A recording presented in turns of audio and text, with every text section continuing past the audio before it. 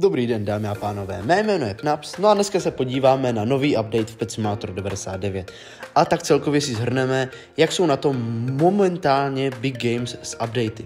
Jak se můžete kouknout, tak na mapě se prakticky nic nového nezměnilo, pouze přibyl tady ten nový event, který bude zase pouze, řekl bych tak na 2 týdny, což je škoda, ani nová lokace nepřibyla, jak se tak koukneme, tak do Exclusive Shopu přibyly pouze tady ty nové dárky, kdy máme nového Titanica, 2 Huge, nějaké exkluzivky.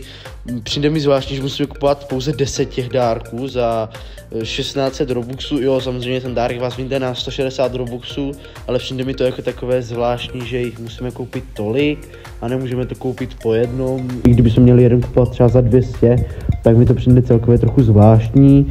No a nevím, proč takhle tak Big Games udělali, ale tak je to na nich. A trošku se mi nelíbí, že ti peti, co jsou tady použití, jsou použití už v Pets Go. Jak se můžete kouknout, tak tady máme dalšího peta, který je v Pets Go použit.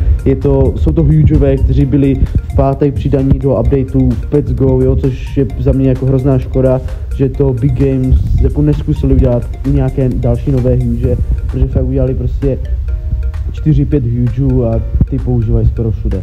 Tak, teď se koukneme teda na ten event. Jak se můžete kouknout, tak je to pouze taková vaše věž, kdy musíte vy vytěžit celou tady tu plochu těch coinů a potom vám přibude další patro té věže. Přijde mi to jako takový update, kdy opět stačí vám tady avkovat, nemusíte dělat vůbec nic, je to docela škoda. Jak se můžete kouknout, tak samozřejmě za to máte nové ty clan warsy a kolik máte pater, tolik máte vodu do klanu.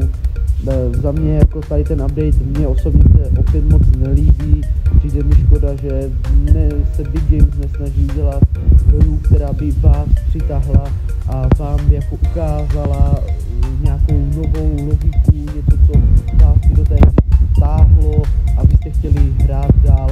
Jo, tady tu hru prostě, jako, je to prostě škoda, no.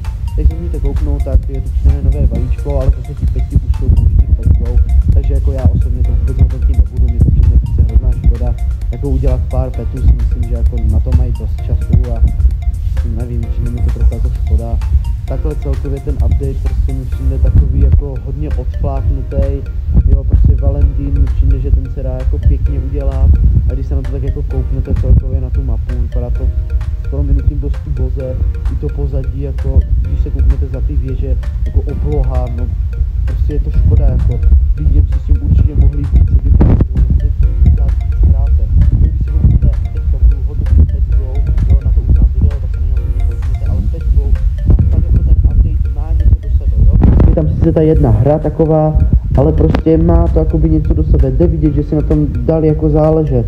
Tady prostě, co je tohle, jako ta věž vypadá úplně uboze, úplně prakticky nijak, jako fakt přijde mi, že je to škoda. A hlavně, možná vám přijde, že já jako tady všecko hodnotím jako strašně špatně a nic se mi nelíbí, ale když vy jste jako zvyklí, nebo jste poměrně novější hráč a třeba Pet Simulator X jste nehráli a hráli jste hru až tady 99 Pet Simulator nebo až Pets Go, tak to teď nemůžete prakticky pochopit, proč to hodnotím tak, jak to hodnotím. Pokud vy jste hráli už Pet Simulator X, tak víte, že ty updaty byly obrovské. Jo, tam bylo přidáno spoustu věcí, bylo tam toho hrozně moc, tak jako mohli jste se tam jako fakt si s tím updatem vyhráli, vy jste se tam mohli vyřádit, bylo to super, jo.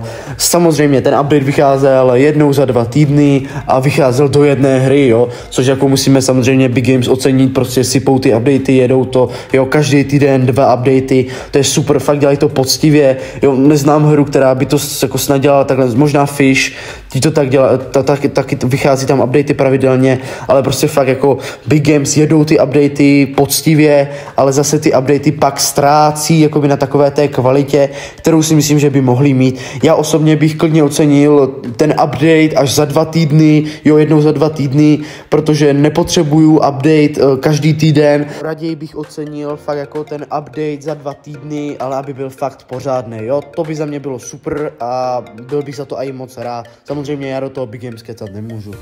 Moc krát vám děkuji za zhlédnutí tohoto videa, pokud se vám líbilo, budu moc rád za like, popřípadě odběr. Tak se zatím mějte. Čau.